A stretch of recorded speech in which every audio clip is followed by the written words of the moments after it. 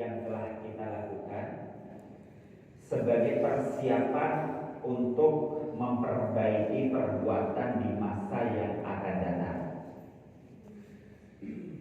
Ulama besar Ibnu Qatadah beliau menyebutkan, ibarat seorang pedagang, biasanya mereka itu akan melakukan muhasabah di setiap kali mereka akan memulai aktivitas perdagangannya dan di saat mereka telah mengakhirinya. Itu artinya bagi kita orang-orang beriman yang ideal melakukan aktivitas muhasabah itu per apa Pak Bu jadinya? Ya, per selesai transaksi. Kalau transaksi aktivitas harian berarti harian sebagaimana para pedagang. Muhasabah ini kelihatannya mungkin remeh, bahkan sebagian kita mungkin mengabaikannya.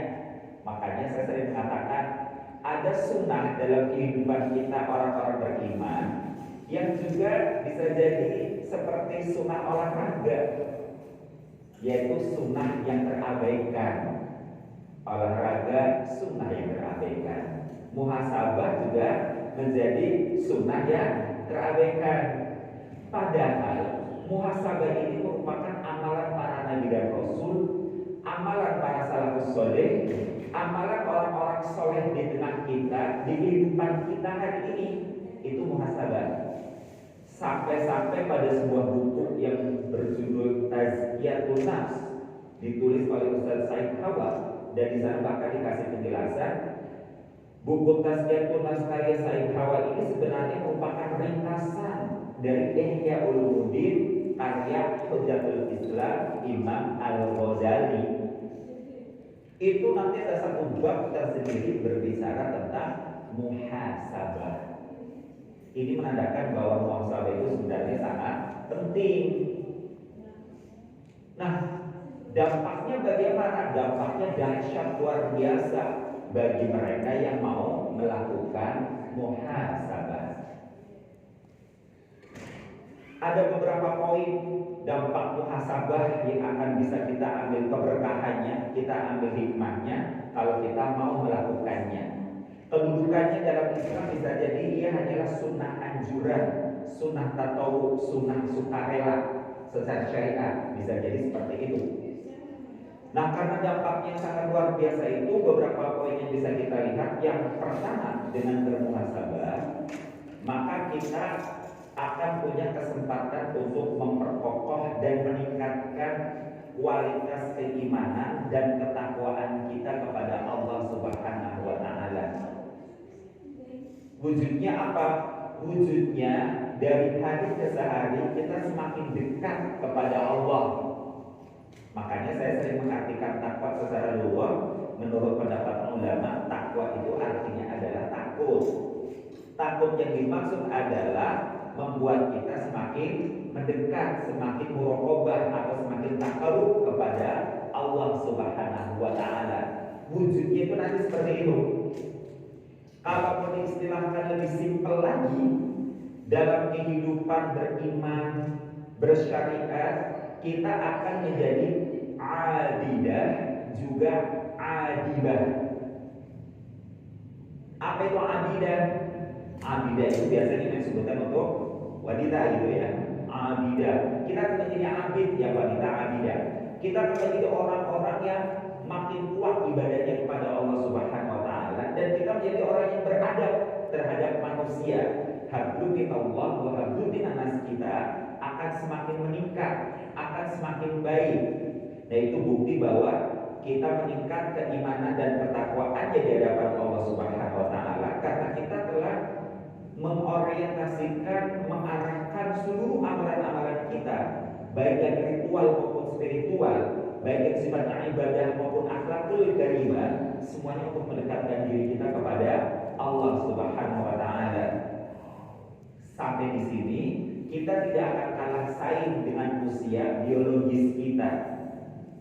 Secara jazatiyah sebenarnya perjalanan usia kita itu menghantarkan kita untuk senantiasa dekat kepada Allah Subhanahu wa Ta'ala. Puncak kedekatan kita kepada Allah pun bisa kita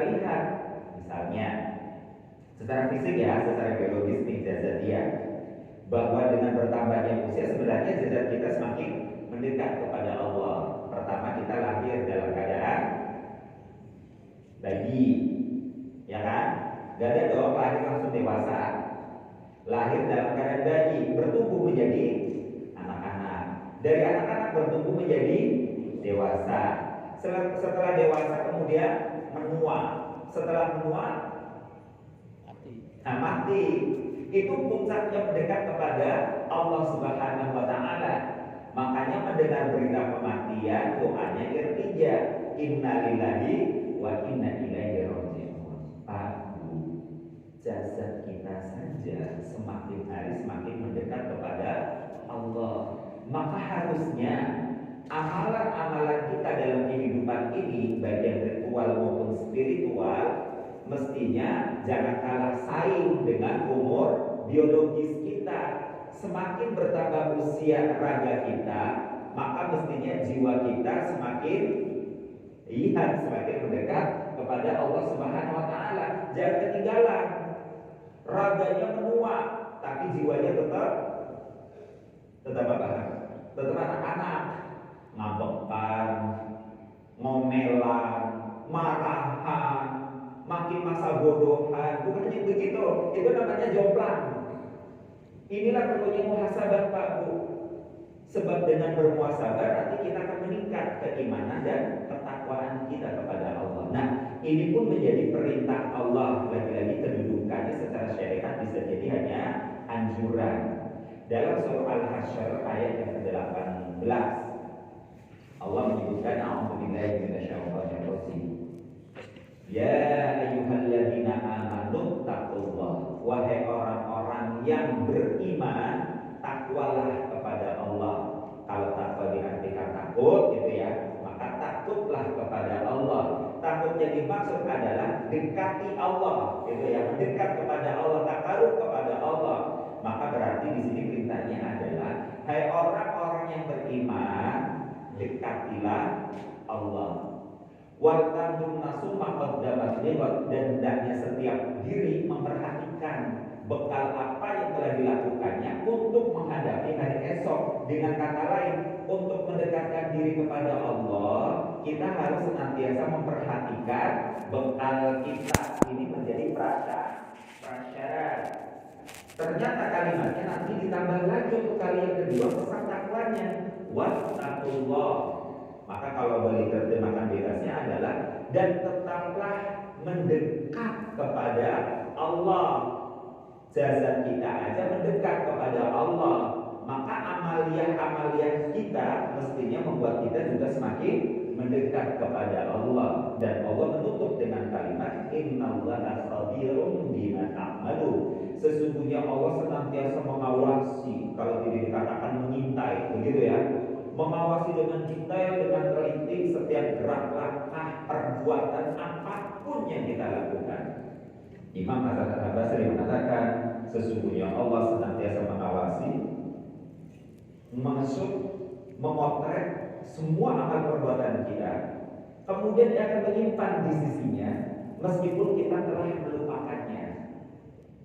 Nah, innallaha khabirun bima ta'malun. Nah, pada kalimat takwa yang kedua, kenapa kok ada pengulangan? Penegasannya nanti ada di surah Ali Imran ayat 102. Di sana Allah menyebutkan, a'udzubillahi minasyaitonir rajim.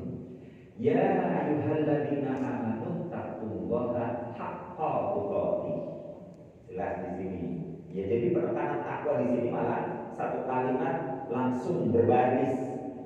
Wahai orang-orang yang beriman, dekatilah Allah dengan sebenar-benarnya dekat.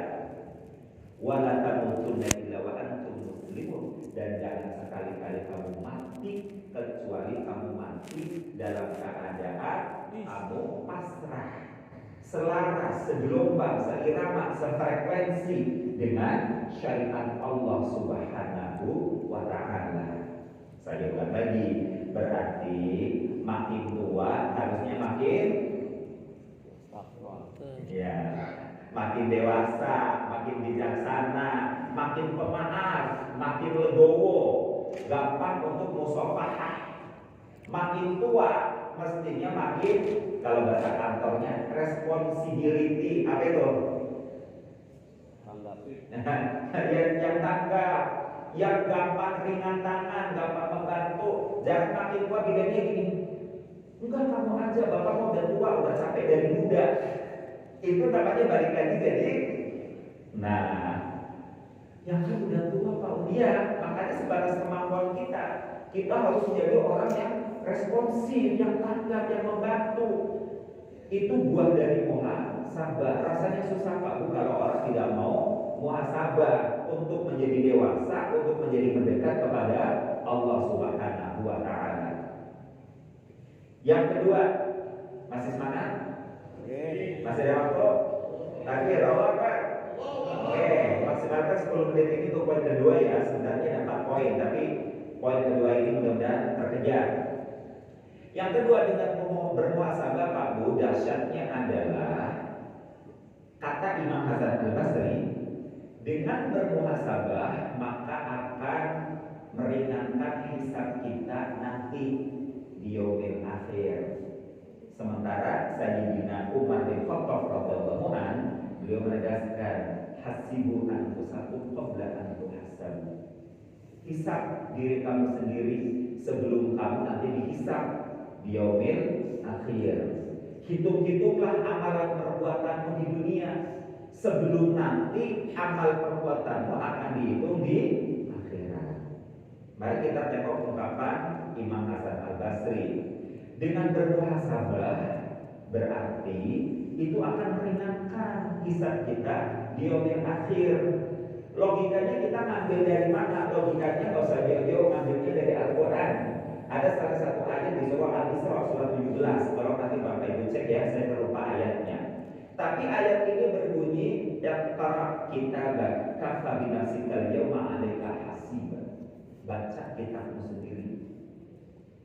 Dan pada hari ini cukup diri kamu sendiri yang menjadi saksi, menjadi penghitungnya. Nah sekarang, mari logikanya kita tarik di kehidupan dunia ini. Tapi saya ingin tanya dulu Bapak Ibu, kita yang hadir sekarang ini, siapa yang usianya di dunia ini ingin genap 100 tahun? Tolong anak-anak. Nah sekarang udah berapa tahun Pak? Ya Pak. Sekarang udah berapa tahun usianya? 77. Masih ada spare waktu 23 tahun lagi. Lumayan. Setahun lagi Pak. Iya, saya yakin karena ada yang sepuh ya. Kalau yang di bawah 70 semuanya cuma 50. Anggap 100 tahun ya, semangat ya. Semangat ya. Oke. Anggap 100 tahun. Pak, kata 100 tahun, Bu, mari kita breakdown menjadi tahun.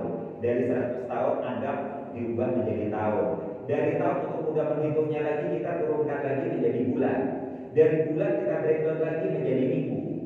Dari minggu kita turunin lagi, breakdown lagi menjadi hari. Dari hari kita breakdown lagi hitungannya menjadi jam. Dari jam mari kita breakdown menjadi menit. Dari menit mari kita breakdown menjadi detik. Maka pertanyaannya adalah, dari kita lahir sampai 100 tahun, ada berapa miliar detik? Dan tahukah kita, ketika Allah menyebutkan innallaha khabirun bima ta'malun, sesungguhnya Allah mengawasi gerak-gerik kamu setiap detiknya dengan sangat teliti, dan setiap detik itu bukan hanya di show, bukan hanya di foto, bukan hanya di video, tapi ditulis. Dan itu nanti jadi deskripsi, menjadi narasi, menjadi satu kitab. Kalau saya Sugeri Abdillah, maka ada kitab namanya Sugeri Abdillah. Dari lahir sampai umur 100 tahun, setiap detiknya ada, dan itu nanti wajib dibaca. Kapan? Di yaumil mahsyar, pada saat masuk sesi hisab. Untuk masuk sesi hisab bagaimana? Kalau kita lihat kronologi perjalanannya, the journey-nya dari kehidupan kita ini, begitu terjadi as-sa'ah. Apa itu as-sa'ah? Yang lupa bukan kepala ke depan. Yang lupa aja. Oh lupa, satu doang yang lupa. Saya kasih tahu Pak. As-sa'ah itu kehancuran jagat raya, termasuk kehancuran bumi, di mana bentangan makrokosmos yang sangat besar dan mahal luas ini, ibarat payung yang hari ini sedang dikembangkan, nanti akan ditarik oleh Allah lagi sehingga pucuk, celok. Dan begitu pucuk diperas lagi menjadi kabut nebula satu titik yang kayak zaman dulu itu, kemudian bahasanya diprek-prek, hancurlah Jakarta.